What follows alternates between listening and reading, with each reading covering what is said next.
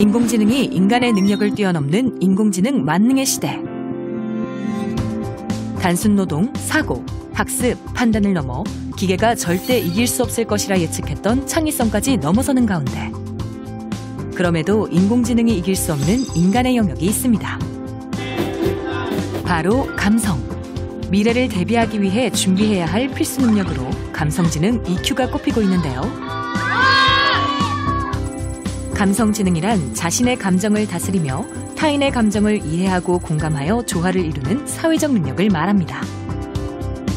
다가오는 시대에는 EQ가 IQ보다 더 중요해질 것으로 예측되는데요. 머리의 힘을 기르는 수업이 아닌 마음의 힘을 기르는 수업이 필요한 지금. 그렇다면 학교에서는 학생들의 감성지능을 키우기 위해 노력하고 있을까요?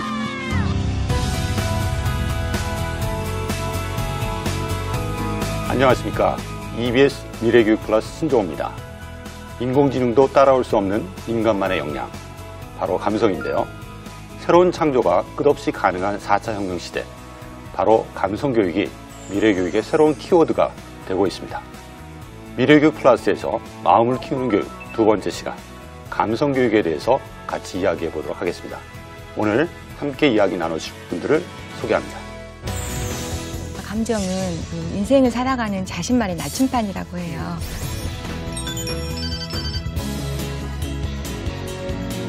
감성을 끼우면요, 본래 나의 모습을 찾아갈 수 있는 힘이 되는 거죠.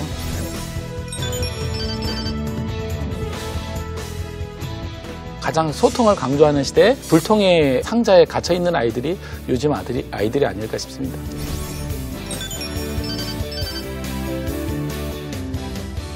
수업에서 우리가 공감 얘기를 많이 하는데 실제로 안 할 가능성이 높아요.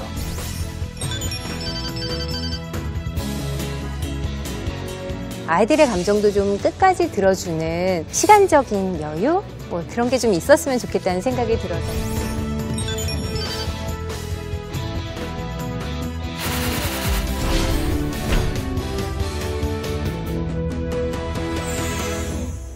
설수연 씨에게 제가 질문을 드려야 될 것 같은데, 지난주 방송 때문에 우리 부모로서의 어떻게 보면 모델로서 이야기가 되고 있는 것 같아요. 근데 아이들 신사임당 되신 거예요? 그렇죠. 거의 그렇게 설사임당이 되셔야 돼요. 아이들 키우다 보면 사실 좋은 일도 있지만 스트레스 받고 어려운 일도 있잖아요. 이때 자기 감정을 잘 컨트롤하는 게 되게 중요할 것 같아요. 어떻게 하시는지 좀 궁금해요. 제가 스트레스에 되게 취약한 사람이라는 걸 너무 잘 알아서 저는 항상 스트레스 받을 때 1단계부터 10단계까지 해야 되는 거를 정말 많이 만들어놔서요. 요리하면서 막 양파를 다지던가 아니면 엄마 방에 아무도 들어오지 마 하면서 혼자 커피를 마시던가, 그것도 안 되면 그림 그리던가 글 쓰든가 피아노 치든가 뭔가를 계속해서 집중을 하다 보면 잊어버리는 거예요. 그래서 그냥 저도 그렇게 하지만 아이들한테도 너네가 스트레스를 받을 때는 꼭 그걸 풀기 위한 방법을 미리미리 마련해 둬야 돼 라고 얘기는 하고 있는데, 근데 정말 집중하다 보면 화났던 게 이렇게 싹 사라지더라고요. 이게 부모님들도 굉장히 스트레스가 많이 있는데 학생들도 어른들이 이해하지 못하는 자신들만의 세상이 분명히 존재한단 말이죠. 그 세상을 표현하지 못하니까 그렇죠. 그것 때문에 갖는 엄청난 스트레스 또 많이 있는 것 같아요. 그런 것 같아요. 학생들도 진짜 자기가 표현하고 싶은데 표현할 수 있는 상황이 안 되다 보니까 스트레스를 받고, 이것이 이제 자신의 감성 폭발로 어떤 경우에는 이어지지 않나 이런 생각이 드는데, 왜 이런 소통의 어려움, 표현의 어려움을 우리 학생들이 겪고 있는지 한번 좀 생각을 해볼 필요가 있는 것 같아요. 중고생 같은 경우, 청소년들의 경우 아무래도 학업에 대한 스트레스가 많이 크지 않나 생각이 들어요. 그리고 무엇보다도 아이들이 요즘은 이게 디지털 원주민이라고 하죠.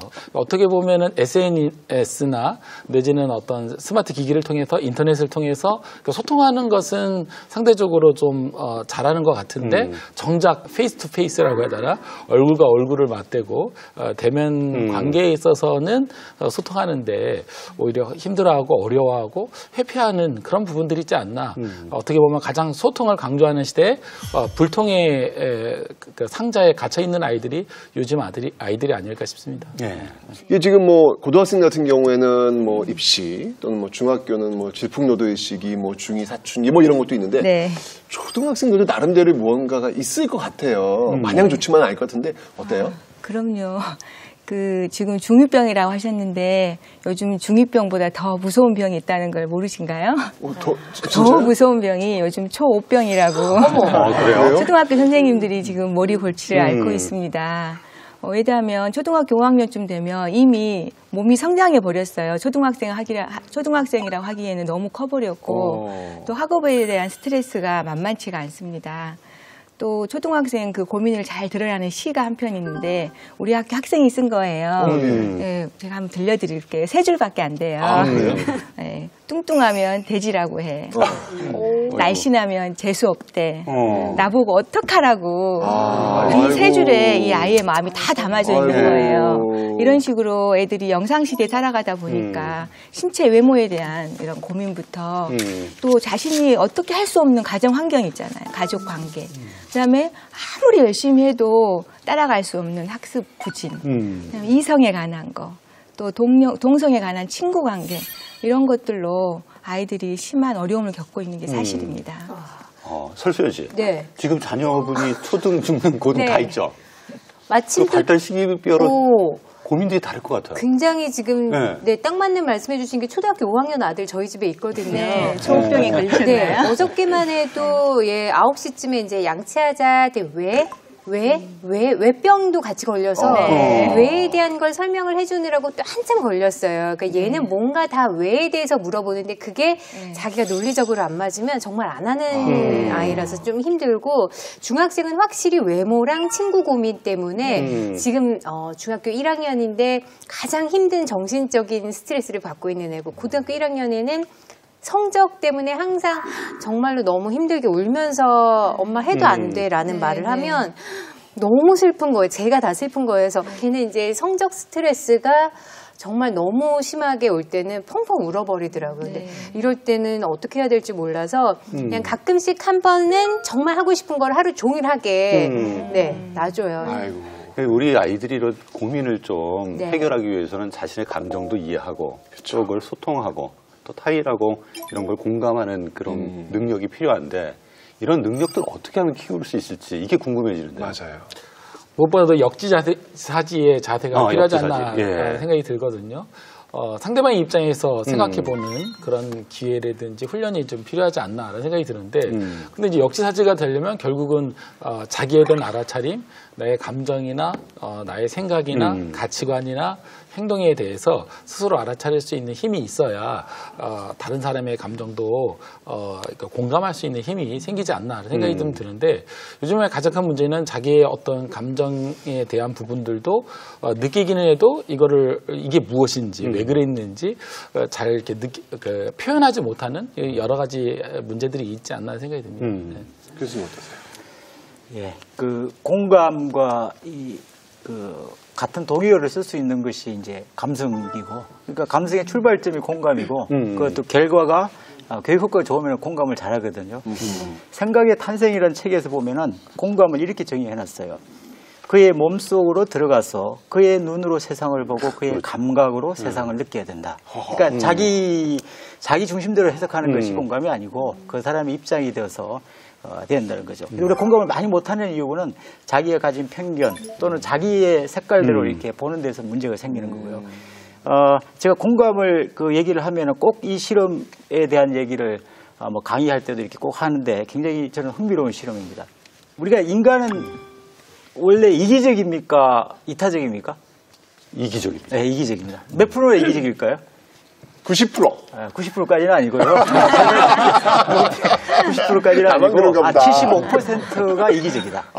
잘 상태에 있으면 이기적. 25%는 그래도 이타적인 사람도 있고 우리의 마음속에도 그렇게 있는데 그걸 이제 독재자 게임의 최고 통첩 이론으로 그런 것들이 일부가 밝혀졌는데 이 아이리스 보넷과 브루노 프레이 경제학자이면서 심리학자는 재밌는 실험을 했어요. 어떤 실험을 했냐면은 두 그룹으로 나누고 봉투에다가 한 그룹한테 $10를 줬어요. $10. 비밀이 보장이 되고 그 그룹한테 $10 봉투를 주고 네가 가질 만큼 갖고 나머지는 이쪽에 넘긴다. 이런 미션을 줬는데 얼마가 넘어갔을까요? 비밀이 보장이 돼요. 하나도 안 넘어갔다. 조금 넘어갔겠죠. 나 나쁜 사람인가 봐. 75%가 자기가 갖고 그랬죠. 그래서 거기서? 예, 그래프에 보시면은, 25%가 넘어갔고, 근데 재밌는 실험은 여기서 끝나지 않고, 2차 실험을 합니다. 칸막이를 두었는데 칸막이를 없애요. 네. 칸막이를 없애고, 상대, 내가 넘겨줄 그 집단의 구성원들을 쳐다보는 거예요. 한번 쭉 쳐다보고 하니까 놀랍게도 모두 갖는 비율이 11%로 줄어들고, 돈이 35%가 넘어간다는 거죠. 좀 더 이렇게 알 수 있는 기회를 한번 조자해서 자기소개를 시킵니다. 앞에 있는 분들 자기소개를 다 하고 나니까 놀랍게도 모두 갖는 비율이 없고 50%가 넘어가더라는 거예요. 그러니까 우리가 그 공감해야 된다, 뭐 배려해야 된다 이렇게 도덕적으로 언어적인 수준에서는 의미가 없고 의미 있는 만남의 기회를 주면은 기꺼이 특히 아이들이 감수성이 있거든요. 그럼 얼마나 많은 프로그램이나 그런 것들을 기회를 주면은 그렇죠. 기꺼이 공감할 수 있는 가능성을 본 실험이다 해서 상당히 의미 있게 저는 생각이 됩니다. 재밌네요. 하여튼 지금 뭐 말씀하신 것 중에서 감성이라고 하는 부분이 지금 이야기됐어요. 감성. 한때 이런 게 있었죠. 이제 IQ의 시대는 지났습니다. EQ의 시대입니다. 광고에 이런 거 굉장히 나와가지고 나왔었는데 어쨌든 EQ, 이 감성이란 도대체 무엇인지 한번 좀 선생님께서 한번 좀 정리 좀 해주시죠. 예, 감성을요 한자로 풀이하면요 느낄감, 성질성입니다. 느낄감은 감정에 해당되고요. 성질성은 인식의 성향이라고 보시면 돼요. 그래서 감성 그러면 감정에 대한 인식 성향. 그래서 우리가 뭘 느낄 때요 오감각을 통해서 느끼잖아요. 감성이란요. 오감각을 통해서 느꼈는데 그걸 어떻게 느끼는지 거기에 하나 더 그 느낌이 도대체 어디서부터 비롯됐는지까지 인식하는 걸 바로 감성이라고 합니다. 그럼 예로요.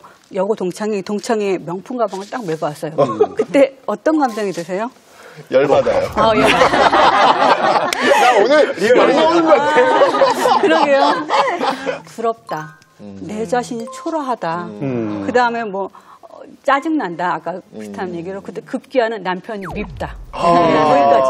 거기까지 나오는 게 바로 감정입니다. 감정. 그렇다면 이런 감정이 도대체 어디서 비롯됐을까까지 인식하는 게 바로 감성인데요. 왜 그런 감정이 들었을까요? 난 못 누려서. 못 누려서 갖지 못해서. 도대체 그럼 왜 그걸 갖고 싶어 했지까지 생각해 보면 이게 나의 만족, 자기 만족인가? 아니면 허영심 때문인가? 이렇게 또 생각해 볼 수 있다는 거죠. 그렇게 구분만 하더라도요, 이렇게 부정적인 감정에서 빨리 벗어날 수 있어요. 그렇기 때문에 나의 감성을 많이 축적하잖아요. 그럼 나 본래의 모습을 좀 찾을 수 있는 힘이 생기는 거예요. 그렇게 되면 이렇게 명품을 보더라도, 내가 좋아하는 뭐 디자인인가 색상인가라고 할 수 있는 거죠. 그래서 정리하자면요. 감성은 감정에 대한 인식 성향이라고 보시면 좀 이해가 되실 것 같습니다. 예를 어른을 가지고 드셨는데 네. 어떻게 보면 청소년들에게 되게 중요할 것 같아요. 그게. 그렇죠. 그렇죠? 예. 인성교육, 감성교육에서 예. 자신의 감정을 아는 것, 그 예. 이유를 아는 것이 네. 나에 대한 이해뿐만 아니라 그것을 조절해서 어떻게 보면 맞는 어떤 행동들을 자기 스스로 개발해 나갈 수 있도록 하는데 되게 중요한 영향을 미칠 것 같거든요. 네, 어떻게 청소년들한테는 영향을 미칠까요? 우리 청소년기를 뭐라 그러죠? 질풍노도의식. 질풍노도의식이라고 하잖아요. 옛날에 그때 이때 즉 뭐 스스로 지각하고 결정하는 나, 본래의 나와 타아, 그러니까는 부모나 사회의 요구에 형성된 나, 그러니까 뭐 이미지로 비춰진 나가 충돌하는 시기예요. 이럴 때 감성을 깨우면요, 자아 정체성을 인식하면서 본래 나의 모습을 찾아갈 수 있는 힘이 되는 거죠. 우리가 왜 어릴 때 초등학교 때는 부모들이 아이가 고분고분하던 아이가 사춘기가 되면 사삭 엉껌 말 듣고 하고 그죠? 그럼 뭘 물어봐도 몰라 이렇게 하면서 걔나 짜증을 낸다 그러잖아요. 맞아요. 급기야는 나는 왜 엄마가 하라는 대로 해야 돼? 간섭하지 마 이러잖아요. 우리 그럴 때 그걸 반항으로만 보지 마시고 이건 애가 자아를 인식하고 있기 때문인 거라고 생각하시면 훨씬 그 아이하고의 관계가 극으로 치닫지가 않는 거예요. 그래서 이 시기에 감성을 깨우면요. 자아 정체성을 인식하면서 본래의 나를 좀 찾아가는 힘이 되는 거죠. 그리고 아까 두 번째 그 또래 문화가 굉장히 중요한 이 시기예요. 감성을 깨우면 친구 관계가 굉장히 좋아집니다. 다행히 우리 몸에는 공감의 뇌, 그 미론 이런 시스템이라는 거울 신경세포 체계가 있습니다. 그래서 우리가 드라마를 보거나 영화를 보면 감정이입이 되는 게 바로 그런 이유 때문이거든요. 그래서 우리가 오감각을 많이 활용해서요. 감성세포를 깨우면 이 거울 신경세포 체계가 굉장히 활성화돼서 그게 결국은 공감을 향상시키게 되고 그다음에 궁극적으로는 친구 관계가 굉장히 좋아지는 그런 계기가 됩니다. 그래서 이 시기에 감성을 깨워야 되는 게 바로 이런 이유라고 말씀드리고 싶습니다. 건드리지 마! 아니, 이 아이가 이제 자아를 찾아가고 기뻐야 된다는 얘기죠. 네. 교수님 어떠세요? 감성이 이 성자가 우리가 인간의 성격인데 이게 아까도 잠깐 언급드리면 역량적으로 또 요구를 한다는 거죠. 그러니까 그 CEO들이 가장 필요한 인재가 뭐냐라는 그 게임 체인지의 저자 피스커가 CEO가 바라는 인재상을 했는데 그 첫 번째가 센스 메이커예요. 센스 있는 사람을 우리는 원한다. 그리고 아니라? 두 번째가 긍정이에요. 긍정이고 미래 창조적 협력. 그다음에 또 감성에 대한 민감성, 진취적 리더십, 마음의 권력. 상당 부분 감성과 관련된 인재를 우리 기업에서는 찾고 있다. 그러니까 국어 능력, 영어 능력, 수학 능력, 학력도 중요하지만은 그보다 더 먼저 감성 있는 사람을 우리 기업에서 원한다는 것 보면은 얼마나 중요한가를 생각이 들고요. 그 다음에 가치에 관한 지식과 사고에 관한 지식도 큰 축을 차지하고 있다라는 측면에서 볼 때 우리 감성 교육이 단순히 그냥 학교 교육 외적으로 이렇게 포장하게 한 게 아니고 핵심 역량으로 핵심 길러줘야 될 역량으로 우리가 검토를 해볼 필요가 있겠다는 생각이 좀 듭니다. 서준 씨도 이 부모한테 이 아이의 그 감성은 진짜 중요하다고 생각하시죠? 그래서 저도 애들끼리 싸우면 이제 언니가 왜 미운지 10가지 이유만 적어봐 하면 정말 싸울 때 화는 이만큼 돼 있잖아요. 적다 보면 얘도 생각이 잘 안 나는 거예요. 그냥 미운 거예요. 근데 이걸 적다 보면 이렇게 하나씩 정리가 되면서 구체적으로 쓰면서 좀 화가 풀리면서 웃긴가 봐요. 큰애는 항상 신발을 구겨 신고 나와요. 그래서 저는 쓸 신발을 얘가 왜 맨날 구겨 신고 나오는지 왜 맨날 구겨 신고 나와 그러면 구겨 신고 1등으로 나와야 선생님 손을 잡을 수 있다는 거예요. 그거를 엄마가 몰랐으면 얘를 혼냈을 텐데 그래서 그나마 제가 물어봤으니까 안 혼냈구나. 근데 뭔가 계속 감성을 그렇게 3명한테 계속 물어봐서 끌어냈던 훈련이 좀 있어서 애들이 오만 감정을 다 표현해서 조금 제가 너무 지칠 정도로 너무 말들이 많아서 순서대로 말해 순서대로 말해 네 근데 그거는 아이들 정신 건강에는 확실히 좋은 것 같아요. 아니 제가 진짜 얘가 하나 있는데요. 제가 떡볶이 집을 따라왔어요. 즉석 떡볶이인데 이게 치즈를 뿌린대요. 근데 치즈를 너무 천천히 뿌리는 거예요. 아이 치즈를 그냥 팍 뿌려서 빨리 해야지 뭐 하는 거야. 그래서 화를 내고 제가 뺏어가지고 쫙 뿌렸어요. 근데 막 우는 거예요. 나중에 알아봤더니 요즘은 치즈 이렇게 뿌린 다음에 이걸 접는데요. 그걸 하려고 했던데 제가 정말 공감 능력 제로죠. 제가 진짜 너무 반성. 내 손 들고 그냥 서 있었다니까요. 근데 얘를 감성 교육이 정말 필요한 것 같은데 좀 배워야 될 것 같은데 사실 좀 막연하잖아요. 사실 이게 참 중요한 것 같아요. 부모도 그렇고 교사도 그렇고 우리 아이들의 감성 상태를 잘 이해하는 것. 그러니까. 이게 시작점인데 이게 어려울 것 같아요. 어떻게 하면 우리 아이들의 감성 상태를 알 수 있을지 그 방법에 대해서 좀 노하우를 좀 말씀해 주시면 좋을 것 같아요. 저는 감정과 욕구에 대한 알아차림이 굉장히 중요하지 않나라는 생각이 좀 들거든요. 알아차림이 없는 거죠, 저는. 감정을 느끼긴 하지만 그 감정이 어떤 건지 그리고 그 이유가 무엇인지 보통 이제 행동 너머에 감정이 있고 감정 너머에 욕구가 있기 마련인데 사실 감정과 욕구는 굉장히 밀접한 관련이 있거든요. 그래서 어떤 욕구가 채워졌을 때는 긍정적인 감정, 뭐 기쁘다, 신난다, 기대가 된다, 설레인다 이런 긍정적인 감정이 있을 거고, 그런 이제 그 욕구가 채워지지 않으면 이제 부정적인 감정들, 짜증난다, 화난다, 답답하다 이런 것들이 있지 않을까.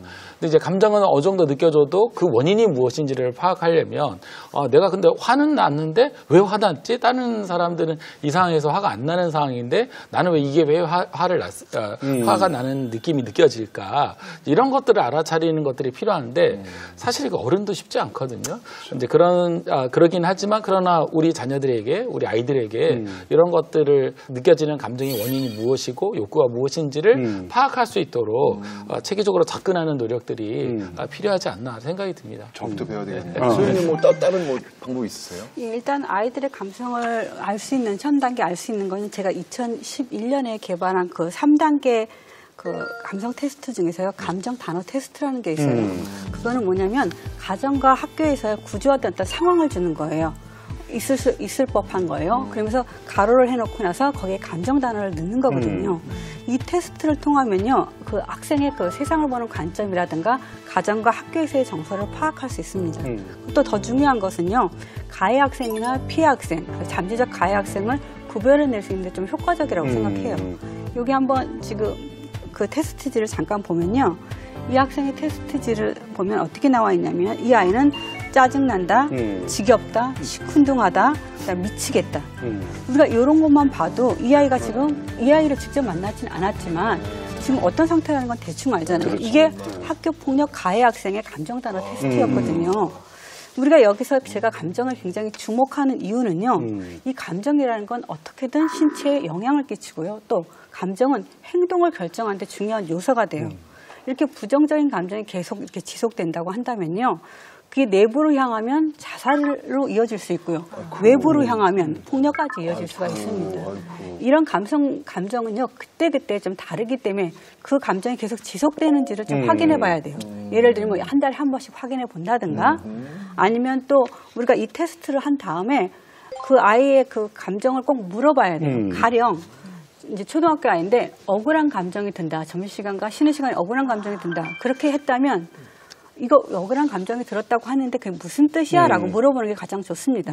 만약에 왜 그랬을까요? 억울한 감정이 들었다 했을 때 초등학생 아이. 예. 억울한 원인이 다양할 수 그렇죠. 있으니까. 예, 맞아요. 그 어떤 아이는 점심시간과 쉬는 시간이 짧아서 초등학생답죠. 또 하나는 그때 아이들이 나를 괴롭혀서 수업 시간에는 가만히 있다가. 그래서 우리가 이거 갖다가 꼭 물어봐야 하는 이유는요, 그 감정에 대한 어떤 단어의 그 데피니션이라고 그러죠. 정의와 허용 범위가 무척 다르기 때문이에요. 그렇기 때문에 우리가 그걸 갖다가 물어본다면 우리가 좀 그 아이를 이해하는 굉장히 좋은 도구가 될 거라고 생각합니다. 그렇군요. 예. 최영 교수님, 이 감성교육 되게 중요한데 어떻게 이 감성교육을 할 수 있는지 사례 같은 게 좀 있나요? 우리 그 공감 프로그램으로 굉장히 유명한 그 사례 아마 아실 것 같은데, 그 공감의 뿌리라는 이 캐나다 이 메리 고든 이 1996년에 시작됐으니까 지금도 알려지고, 그 공감의 뿌리는 뭐 간단합니다. 아이를 2개월 내지 뭐 4개월 얘기하는데 조금 더 큰 아이를 학교에 데리고 와요. 초등학교, 중학교까지 그 들어와서 아이와 함께 이 공감하는 여러 가지 프로그램들을 하는 거죠. 학교에서 부모님과 아이가 함께? 부모님은 아니고 아이가 오는 거죠. 그러니까 영화가 이게 학교에 와서 같이 이제 그 초등학생들하고 또 중학생들이 같이 그 프로그램을 하면서 공감 능력을 키워주는데, 그 많은 연구가 있습니다. 연구 결과를 잠깐 이 보시면은 그 돕는 행위가 증가됐다가 78%. 증가된 거. 그 다음에 동료를 수용하는 것이 74%, 조망 수용 능력이 71%, 나눔이 69%로 증가된 반면에 감소된 게 있습니다. 다툼이 50%로 감소가 되고, 사회적 공격 성향도 39%가, 그러니까 감성에 있어서 중요한 요인들은 증가되는 반면에 감소가 됐다는 거죠. 그래서 이게 우리가 요즘 그 감성, 터치, 만남 이런 것들이 어떤 경험을 하느냐에 따라서 그런 가능성이 있는 프로그램 중에 하나. 우리나라에서 소개되고 우리 EBS에서도 다큐로 퍼펙트 베이비라고 소개가 됐고, 거기 또 책으로도 이렇게 나왔거든요. 하긴 뭐 초등학생이나 중고등학생들한테 경쟁자가 아니라 정말 최약자를 갖다 놓은 거잖아요. 신생아와 비슷한. 그러니까 정말 도와주고 싶고 막 이렇게 아껴주고 싶고 이런 감성이 스스로 막 이렇게 생길 것 같아요. 이 캐나다 사례를 얘기